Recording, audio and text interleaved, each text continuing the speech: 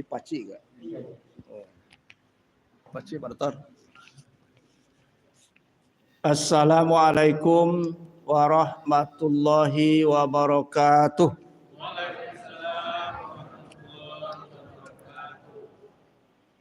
Alhamdulillahilladzi an'ama alaina bi ni'matil imani wal islam. Asyhadu an la ilaha illallah wahdahu la syarikalah wa asyhadu anna Muhammadan abduhu wa rasuluh la nabiyya ba'dah amma ba'du. Wa qala Allah ta'ala fil Qur'anil Karim a'udzu billahi minasy syaithanir rajim. Bismillahirrahmanirrahim. Laqad kana lakum fi Rasulillahi uswatun hasanah liman kana yarjullaha wal yawmal akhir wa dzakarallaha katsira. Sadaqallahul azim. Pertama, kita bersyukur kehadirat Allah SWT. Alhamdulillah, pagi hari ini Allah telah memberikan petunjuk, hidayah, kesempatan dan kekuatan kepada kita semua. Sehingga sudah kita awali hidup kita hari ini dengan terlebih dahulu melaksanakan sholat subuh secara berjamaah. Selawat dan salam disampaikan kepada junjungan kita Nabi Muhammad sallallahu alaihi wasallam. Allahumma shalli ala Muhammad wa ala ali Muhammad. Bapak, ibu-ibu jamaah Masjid Al-Huda yang dirahmati Allah, Pak pengurus, Pak Doktor Pak Doktor kok sudah selesai ini, tidak perlu boleh undang, tidak. Tapi barangkali dalam rangka bersilaturahim. Ambo tidak tahu dah Pak Ibu, kok ada masjid dan sagagah kau di dalam. Tak tahu Mbak. Baru kini, untung Pak Doktor ya undang Ambo. Biasanya yang Ambo tahu Salam Mukhlisin, kemudian Baitul Makmur, jadi katib Ambo Jumet Batang. Rupanya ada ya masjid yang begitu indah. Ini luar biasa. Di masjid yang seindah ini tentu ya isinya juga lebih indah. Lebih bersemangat masyarakat di lingkungan kita ini untuk mengisi ya masjid ini dalam rangka beribadah kepada Allah SWT. Bapak, ibu-ibu yang dirahmati Allah, pagi ko kaji awak indak tinggi-tinggi mana ada. Awak kini berada di bulan apa? Bulan Rabiul Awal 1445 Hijriah. Kalau tanggalnya sampai balik ya. Sampai balik Rabiul Awal. Yang lebih kita kenal dan lebih tahu awak ketika awak berada di bulan Rabiul Awal. Berarti tentang kelahiran Nabi Muhammad sallallahu alaihi wasallam. Lah peringati betangga? Alah, alhamdulillah. Kalau munsaji baru, munsaji gadang tentu capeknya dah. Capek. Bapak Ibu yang dirahmati Allah, kita menyampaikan tausiah pagi hari ini dalam rangka subuh mubarakah. Ya. Indak bana dinamawan subuh mubarakah yang subuh ko tetap berkah. Wakan madon wiri subuh mubarakah setiap hari Sabtu, ada yang Minggu, kan Ahad, ada yang Jumat. Tapi sesungguhnya subuh itu adalah berkah sepanjang waktu. Keberkahan waktu subuh itu malahan diterangkan Allah dalam surat Bani Israel ayat 78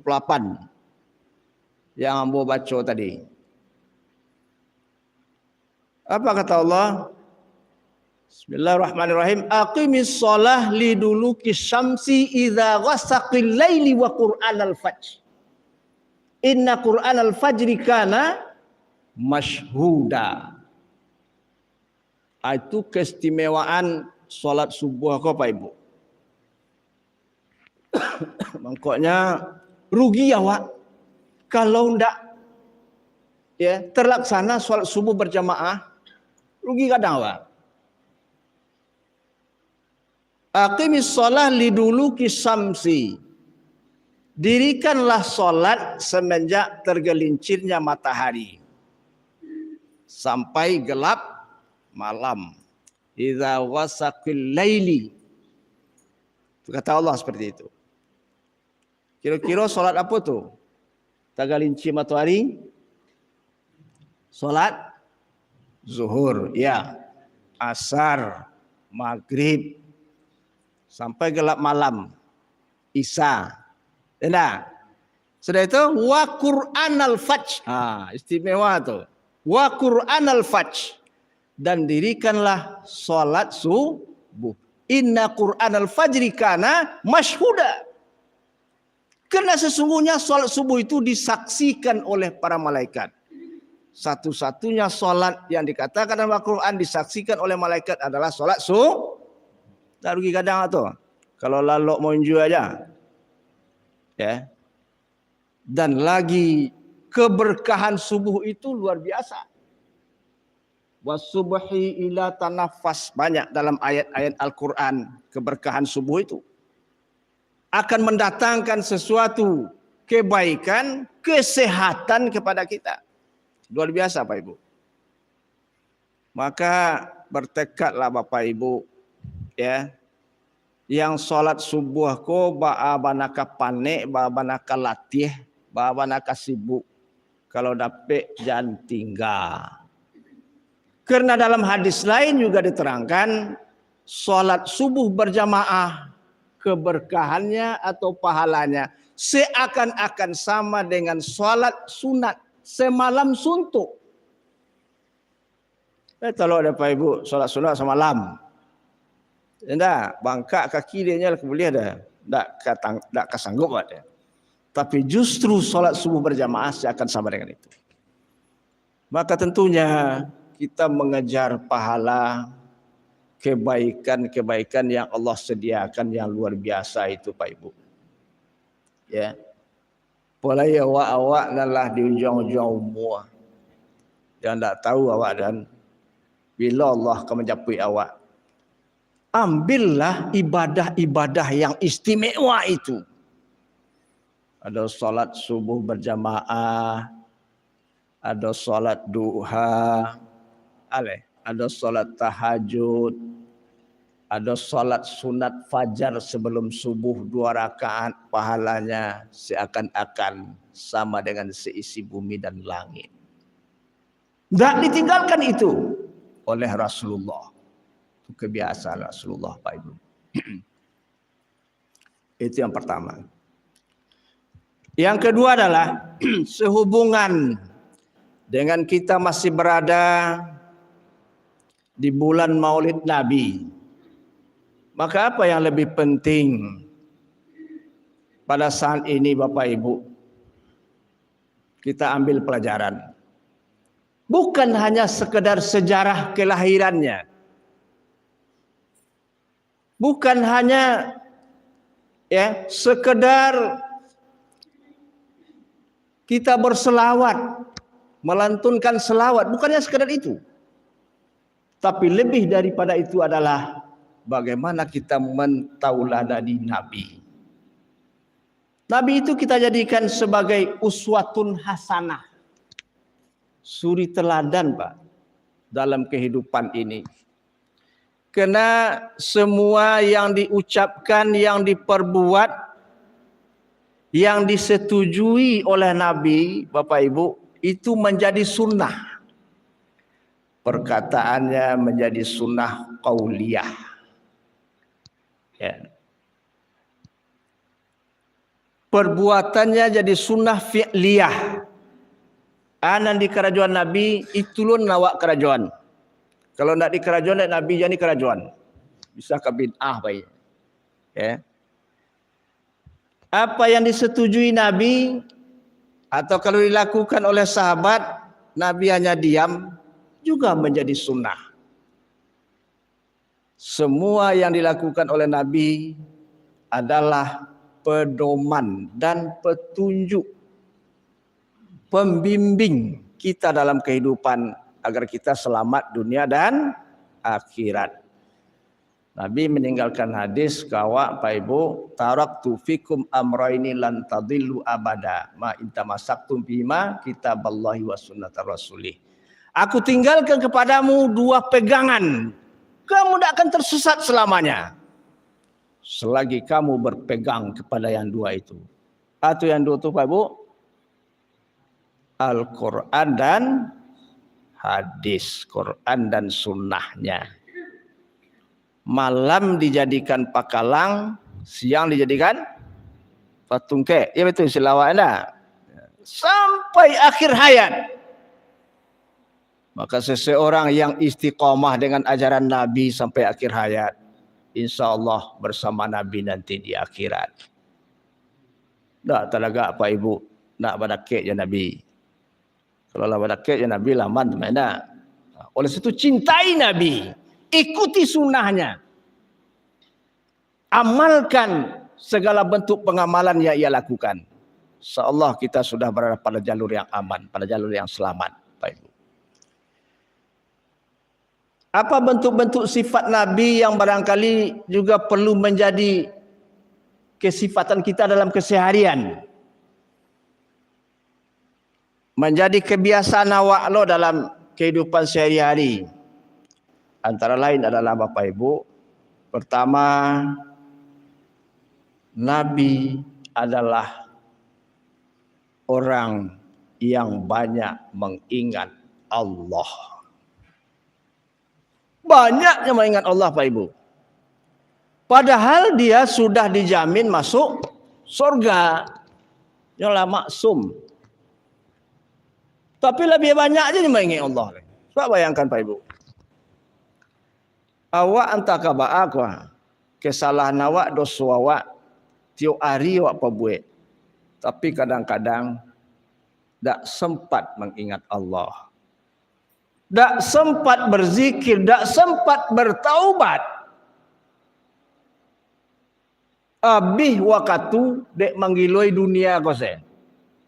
Ya, tak ada waktu tersisih untuk zikrullah, untuk mengingat Allah. Tapi Nabi tidak seperti itu. Walaupun dia sudah dijamin masuk surga, surga sudah menunggunya. Namun zikrullahnya kepada Allah melebihi dari kita. Dalam sebuah hadis kita kutip, Nabi bertaubat, berzikir kepada Allah dalam sehari semalam lebih daripada 70 kali, bahkan lebih dari 100 kali. Itu keterangan yang kita perdapat dalam sunnah beliau. Lebih dari 70 kali, lebih dari 100 kali. Sementara awak lebar kali. Pak Ibu. Ya. Ini diterangkan Allah dalam surat Al-Ahzab tadi, ayat 21 ya. Kata Allah, laqad kana lakum fi Rasulillahi uswatun hasanah. Sungguh telah ada pada diri Rasulullah itu uswatun hasanah, suri teladan yang baik. Ya, sadonya menjadi pedoman di awal. Liman kana yarjullah wal yaumal akhir wa dzakarallaha katsira. Bagi orang-orang yang ingin bertemu dengan Allah dan yakin dengan hari akhir. Yo nak talaga Pak Ibu bertamu ya Allah. Yo apa ndak? Ada kesempatan nanti di akhirat bertemu dengan Allah. Orang yang tentunya dekat kepada Allah. Jadi kesempatan nak bisa melihat, memandang Allah, begitu. Ya. Ketika kita sering bersama Allah. Jadi sifat Nabi itulah wa dzakarallaha katsira, banyak mengingat Allah. Apa bantu banyaknya Nabi mengingat Allah? Ya tentu banyak ibadahnya. Nabi saja kalau salat tahajud sempat bengkak kakinya. Ya, dek panjangnya salat tahajud gambuang. Kalau awak banyak tagak, siapa Ibu? Iya nak, tagak. Jangan tagak duduk. Saya toto pak lama-lama nak gambuang kaki kau. Nabi sempat seperti itu. Bengkak kakinya kerana lama berdiri beribadah tengah malam. Awak bengkak kaki, dek lama duduk di lapau kadang-kadang. Ya kan terbalik nama tu. Ya. Tapi inilah ya kebiasaan Nabi itu. Wa dzakarallah katsira. Banyak dia mengingat Allah. Berarti ibadahnya maksimal, luar biasa. Bahkan sudah seperti itu ibadah Nabi sampai bangkak kaki. Nabi masih ya khawatir. Apa katanya? Apakah aku termasuk orang yang bersyukur kepada Allah? Apakah aku masih termasuk orang yang bersyukur? Ibadahnya lah seperti itu. Tapi masih khawatirnya. Kecemasan Nabi. Hendaknya dia awak menjadi kecemasan dalam diri pribadi apa Ibu. Ya. Kok nyampang ibadah nan awak lakukan nan awak pabuek ko ha? Indak sampai untuk mantakan awak ke husnul khotimah dah. Itu nak awak khawatirkan. Tak ada pet dah husnul khotimah dah. Kena nak sempurna ibadah awak. Baik Ibu. Khawatir awak tu, cak meh tu. Maka pergunakan kesempatan si semua dan awak tidak tahu. Awak tahu dengan waktu, dengan hari, dengan tanggal, dengan tahun kelahiran awak. Tapi le tahu awak hari kematian awak. Le tahu bo? Ada yang tahu tak? Dan tak perlu lagi tahu dah. Kalau lagi tahu susah lah orang dalam hidup kodenya. Lagi tahu hari kematian awak susah orang. Contoh ada ibu yang anaknya jauh Pakarajo ya. Pasti ada lah. Dan Kalimantan, di Jakarta, di mana lah. Dia lah tahu waktu kematian akan datang. Agak sebulan menjelang meninggal lebih kemari tu Pak. Lebih kumpul mah. Anggap bawa kemari tak susah duitnya. Ya, tidak akan terlaksana aktivitas kehidupan di dunia ini. Kalau kematian itu dikasih tahu. Tapi tidak dikasih tahu, kita harus yakin seyakin-yakinnya bahwasanya kematian di depan mata kita. Tak tahu kita. Dalam surat Luqman itu Allah terangkan itu. Innallaha indahu ilmus sa'ah. Hanya di sisi Allah saja tentang ilmu akhirat itu. Tak ada orang lagi yang tahu dah. Wa yunazzilul ghaitha, bila hujan kan diturunkan. Kalau lama tak hujan kan tak? Bila kan turun kan? Kalau minta hujan juga. Akabui lama malu itu kini kan tak? Tapi bila kan diturunkan hujan tak tahu ada. Wa ya'lamu ma fil arham, bayi nan nado di dalam kandungan seorang ibu tak tahu persis awak ada.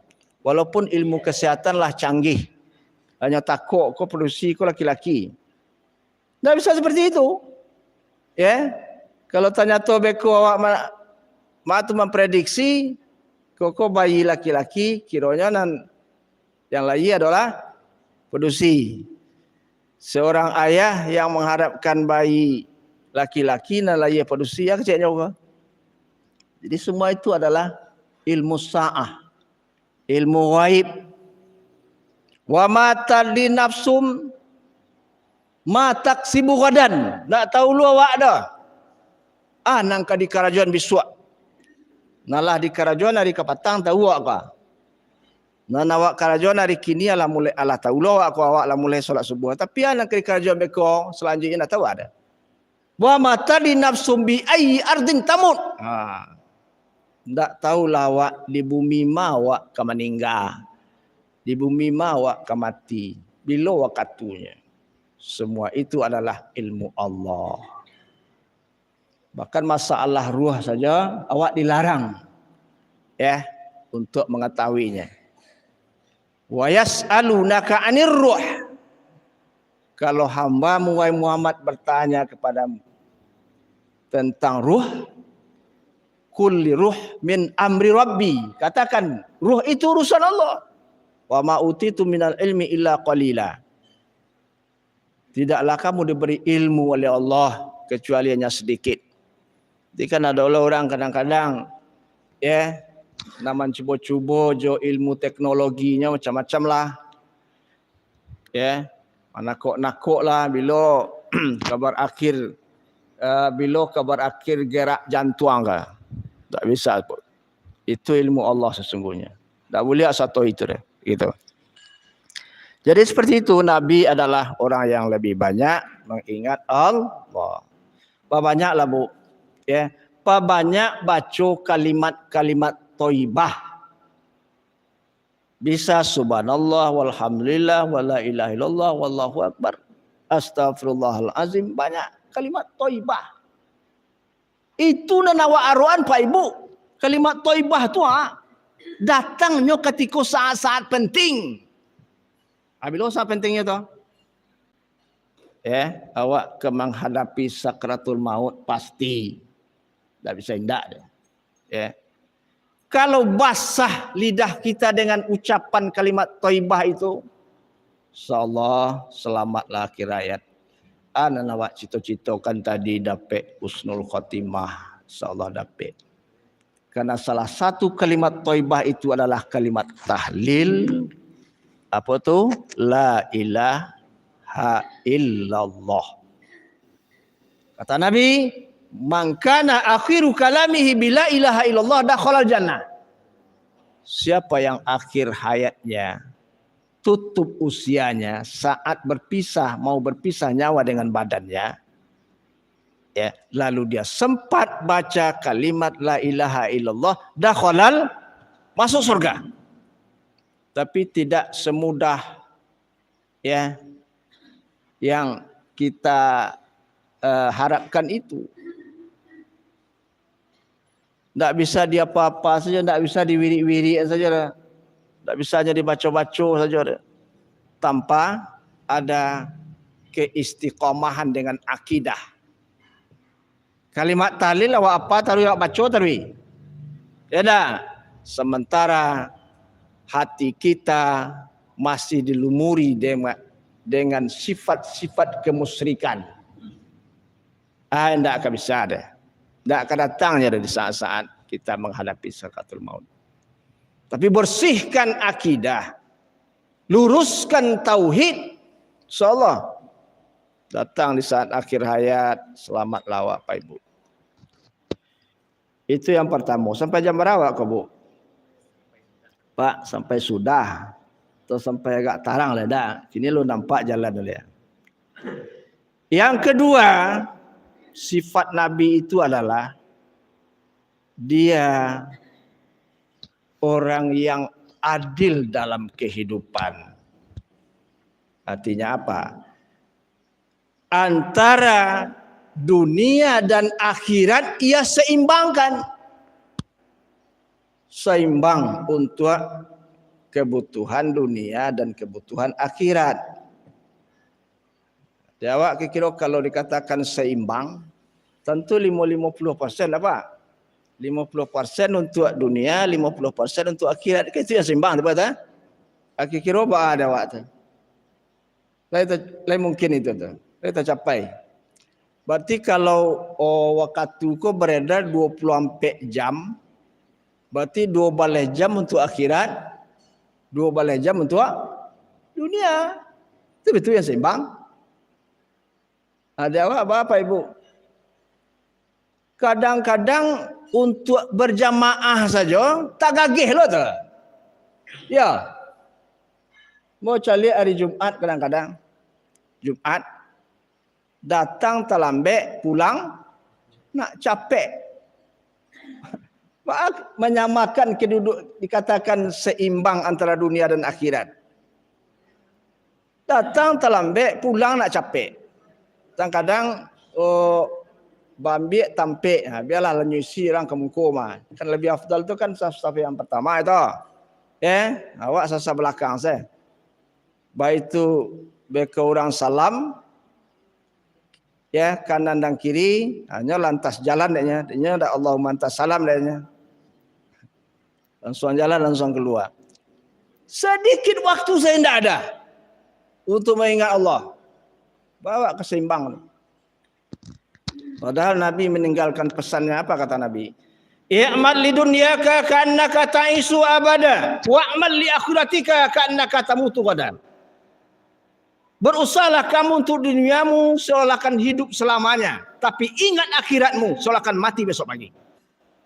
Itu yang seimbang. Ingat dunia seolah-olah akan hidup selamanya. Artinya apa? Awak disuruh bakar aja kareh Pak Ibu. Tak lebih ibadah saja. Bekerja keras. Tidak pemalas. Tidak hanya goyang-goyang kaki saja. Tapi bekerja keras. Itu makanya dalam Quran surat Al-Jumu'ah itu fa iza qudiyatis shalah fantasiru fil ard. Bilalah selesai awak salat berjamaah, bertebaranlah di muka bumi. Carilah rezeki karunia Allah. Kan seperti anjuran dalam Quran. Artinya apa? Dalam rangka kita i'mat lidunyaka ka'annaka ta'ishu abada. Berusaha untuk duniamu, seolah akan hidup selamanya. Tapi ingat akhiratmu seolah akan mati besok pagi. Karena kematian tidak kita ketahui. Kita sudah ikut balik ke rumah panjang saya. Kan dah seperti itu dah. Hilang saya kan. Jadi seperti itu. Tapi Nabi seimbang. Antara dunia dan akhirat ia seimbangkan. Kalau tidak adil ada. Padahal kehidupan akhirat itu lebih kekal dan abadi. Abada selamanya. Kekal selamanya. Dunia aku sampai singgah kan Bapak Ibu. Sampai singgah. Kalau sampai singgah kan lama-lama awak singgah. Di suatu tempat kan tidak ada. Soalnya Pak Ibu kalau pergi jalan-jalan pokoknya kan pergi nama kok kena ada jamaah pergi ke tempat-tempat nama kok wisata lah macam-macam lah enggak. Atau pergi berkunjung ke satu tempat dalam rangka silaturahim. Singgah sebantanya. Maka dunia itu seolah-olah seperti kita pejamkan mata, buka. Begitu dunia. Pejamkan mata, buka. Selama mata terpejam itulah cuman lamanya kehidupan dunia. Kalau andaikan apa ibu bau mua di dunia ko 1000 tahun, itu cuman 1 hari di akhirat. Gitu perbedaannya lebih kurang seperti itu. Tapi Allah lah yang lebih tahu. Alfasanatim mimma ta'udun. 1000 tahun di dunia menurut bilangan hari akhirat hanya lebih kurang sehari di dunia. Maka kehidupan yang panjang memang perlu kita bertabanas, berinvestasi, bakal cio silanya. Karena sesungguhnya hidup bukan untung-untungan. Tak untung-untungan Bapak Ibu. Hidup adalah perjuangan. Apa yang kita perjuangkan hari ini, itu yang akan penting. Orang yang lebih banyak menanam, tentunya akan lebih banyak memanen. Lah jelas tu. Laha ma kasabat wa alaiha maktasabat. Sebanyak nanawak pabuek, Allah akan imbali itu. Kalau tidak pernah pabuek, bak akan bisa menerima. Itu sudah jelas. Oleh sebab itu sekali lagi Bapak Ibu, seimbangkanlah kehidupan atau kebutuhan kita ini antara kebutuhan dunia dan kebutuhan akhirat. Dalam surat lain Allah berpesan wa batawi fi ma atakallahu darul akhirah wala tansa nasibaka minad dunya. Hadis di ayat itu diutamakan akhirat dulu Pak. Akhirat dulu. Kalau dunia sekedar cuma jadi lupuan itu insyaallah. Tapi akhirat lebih utama. Walaupun dalam kenyataannya kita mesti menempuh dunia dulu. Itu artinya kita diingatkan oleh Allah, oleh Nabi, kita hidup harus betul-betul adil terhadap kebutuhan yang perlu kita penuhi untuk dunia dan akhirat.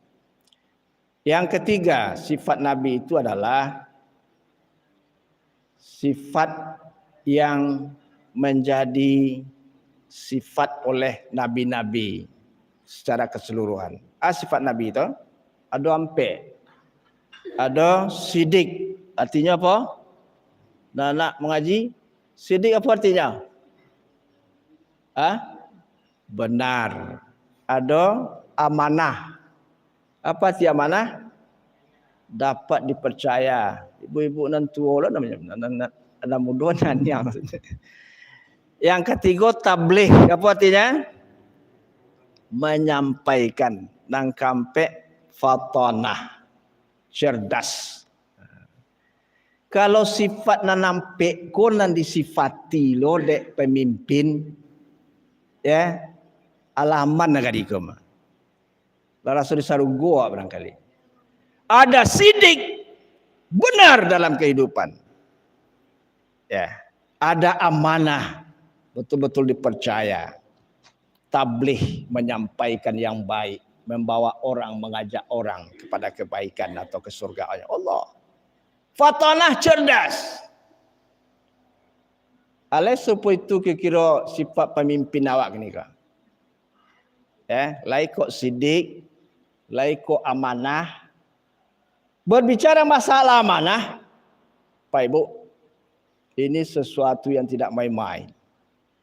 Kalau seorang pemimpin, kalau Nabi pemimpin dunia itu, umat Islam sedunia, bayangkan tuh, bahkan tidak hanya di kalangan Muslim, semua orang, semua manusia takjub kepadanya. Sementara awak sebagai pemimpin tawatihnya. Mulai dari memimpin diri sendiri, memimpin keluarga, nanya beko ada RT, ada RW, ada lurah, ada camat, ada bupati, wali kota, gubernur sampai ke presiden. Kalau disifati nampe gua selamat. Tapi hari ini kalau kita boleh evaluasi. Ini bulan Oktober ya, lah masuk Oktober dah. Patangko September, sebelumnya bulan Agustus. Awak sempat memperingati 78 tahun kemerdekaan. Ya Pak Ibu, ada Pak Ibu yang satu pacaran nak? Atau pacaran di rumah saya? Atau mencari ulang pacaran, kan bisa seperti itu. 78 tahun merdeka, apakah betul-betul sudah kita nikmati nikmat kemerdekaan itu? Lawan nikmati gini kok. Jujurlah Pak Ibu, perlu takut begitu. Lawan nikmati. Amanah pembukaan Undang-Undang Dasar 1945 tu boleh papas ketik tu nampak. Nak apa tu? Yang alinea kampe itu dan kemudian daripada itu untuk membentuk suatu pemerintahan negara Indonesia yang melindungi segenap bangsa Indonesia dan seluruh tumpah darah Indonesia dan untuk memajukan kesejahteraan umum, mencerdaskan kehidupan bangsa dan seterusnya. Ada dapat itu dah. Ya oleh sejahtera awak kini kau. Di tengah-tengah penguasa yang hidup mewah, berpoya-poya, mengumpul narato untuk 7 keturunan. Bayang Pak Ibu. Dia awak apa nak 7 keturunan? Dapat pagi habis petang. Dapat siang habis malam. Masih banyak rakyat yang hidup di bawah kolong jembatan. Masih banyak rakyat yang meminta-minta di tengah jalan. Ya apa enggak? Bawa ke tidiang je kan? Ada lu anak-anak kete bu, ndak ke tidiang do karuang ya punya. Dah nampak di budak, karuang. Tadi lagi orang tak ada tahu ada. Tapi seperti itu kondisi. Ndak perlu ada kaki limau. Itu hari ini. Rakyat menjerit, semakin miskin. Kekayaan alam dikuras oleh sebahagian orang. Kalau batu-batu amanah pemimpin kau Pak Ibu, bantu ameh negari kau bersama. Berapa banyaknya hasil tambang? Berapa banyaknya hasil lautan, daratan? Tak sakit Bu. Kalau batu baru saja, kalau betul-betul diolah ya dengan secara amanah dan sidik, batu baru saja selesai ini, Mbak. Tapi ternyata hari ini kita menjerit. Kenapa penguasa tidak amanah? Kalau sudah tidak amanah, di belakangnya apa? Kehancuran. Iza duyatul amanah fantaziris sa'ah. Bila amanah sudah disia-siakan, tunggu kehancuran. Kata Nabi.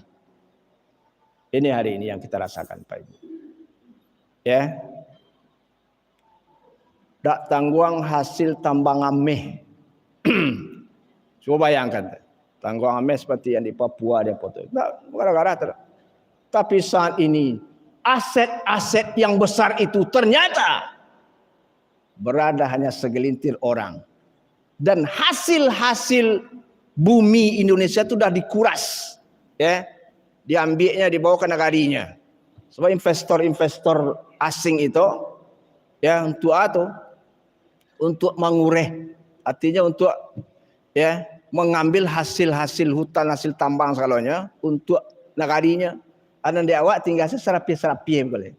Kan seperti itu. Ya. Dah salah juga terus. Tapi entah seperti apa nanti yang akan datang ya. Sebab kadang-kadang betul. Itu dah turun-temurun seperti itu. Dari penguasa pertama, umpamanya 5 tahunan adonan, 10 tahun adonan sampai 30 tahun kan. Apa sesungguhnya yang ia tinggalkan? Utang. Ya, berubah penguasa cek lain, tambah hutang. Tukar sekali periode lain, baru hutang. Baru hutang Indonesia kok. Tak tangguhan-tangguhan Bu. Ya. Masing-masing awak aja, Bo pernah lihat itu di ya walaupun itu di apa kan di internet atau di YouTube kan, itu utang Indonesia hari ini masing-masing awak saya baru utang lebih kurang 27 juta seorang. Ya dia itu. Siapa mau utang? Penguasa, pemimpin. Jadi kalau ada anak yang baru lahir, Pak Ibu, yang lahir kan, so itu menangisnya. Tanda apa tu? Kecek dokter tanda sehat. Nah, awak terima lah itu. Kalau nak diambil, yang kedua tanda inyolah memikir persoalan utang. Baik itulah ia utang dia menangisnya lah. Tapi ia utang tu tidak aja kan. Seperti itu negara, negeri yang Allah curahkan rahmat dari langit, Allah sumburkan dari bumi. Ternyata hidup dalam berutang dan berutang. Baca surat Al-A'raf 96 itu. Walau anna ahlal qura amanu wattaqau la fatahna alaihim barakatin minas samai wal ardh walakin kadzabu fa akhadnahum ma kanu yaksibun. Kalau nyo ndak sadar jodoh ya masih zalim juga, tunggu saja kehancuran nanti. Walau anna ahlal qura amanu, sekiranya penduduk suatu negeri, suatu bangsa dan negara beriman dan bertakwa kepada Allah. Allah curahkan rahmat dari langit, Allah sumburkan dari bumi. Tapi ketika mereka mendustakan nikmat dan rahmat itu, akan datangkan azab secara sekonyong-konyong. Tak tahu apa. Kalau kelebihan durakonya, ya sesaat Allah bisa hancurkan. Lihat sejarah umat-umat sebelum ini. Maka itu tentu jadi pelajaran bagi kita. Awak masih punyalah sedikit harapan kepada pemimpin yang akan datang. Mudah-mudahan ini lah tidak menambah hutang lah, mengurangi hutang lah, tidak. Jadi kalau amanah pembukaan Undang-Undang Dasar tadi untuk mensejahterakan rakyat umat, ya apa yang Allah curahkan ini, insyaallah dia akan memimpin tentu, ya dengan betul-betul punya nyali, ya punya keahlian, profesional dia, patanah dia, cerdas dia. Mudah-mudahan seperti harapan kita Bapak Ibu. Terakhir, saya banyak minta maaf dan juga ucapan terima kasih karena baru sekali ini ke sini, ya mudah-mudahan adalah merupakan awal kita menjalin silaturahmi. Silaturahim itu penting. Ya, dalam hadis Nabi mengingatkan kalau ingin kita selamat, ya, kalau ingin kita tidak dihisab masuk surga, maka laksanakan 4 kata Nabi. Pertama, uksus salam. Senanglah membaca salam, budayakanlah salam. Yang kedua, wa at'imut ta'am. Beri makanlah orang yang pantas dan patut diberi makan.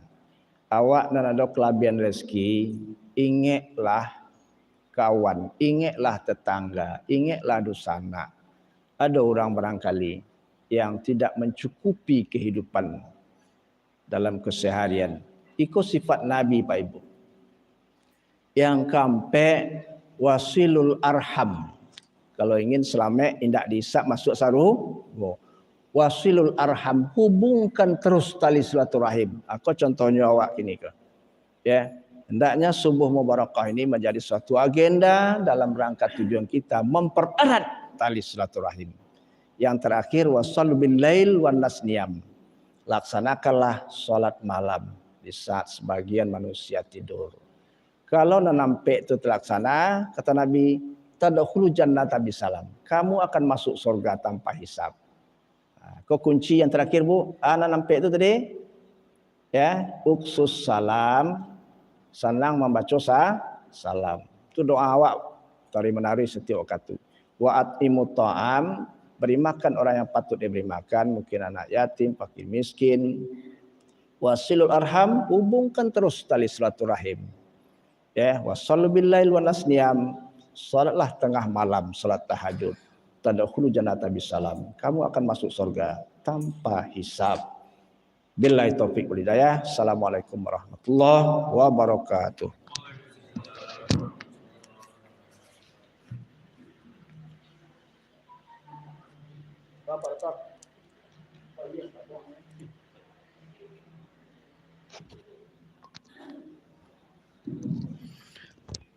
Terima kasih kita ucapkan kepada Ustadz Dr. Nbus Mulyardi yang telah menyampaikan tausiah subuh mubarakah di hadapan kita bersama. Mudah-mudahan apa yang beliau sampaikan tadi dapat kita pedomani dan kita contoh pola kehidupan Nabi besar kita Muhammad SAW masih dalam rangka memperingati Hari Maulid Nabi. Bapak Ibu sekalian, itulah rangkaian acara kita pada pagi ini. Mudah-mudahan ada manfaatnya bagi kita bersama. Marilah kita tutup pengajian kita ini dengan membacakan hamdalah. Alhamdulillahirrahmanirrahim. Billahi taufik wal hidayah. Wassalamualaikum warahmatullahi wabarakatuh. Bapak Ibu sekalian, karena ibu-ibu kita telah menyediakan sarapan pagi untuk kita cicipi, mari kita bersama-sama menikmati hidangan yang telah disediakan. Terima kasih.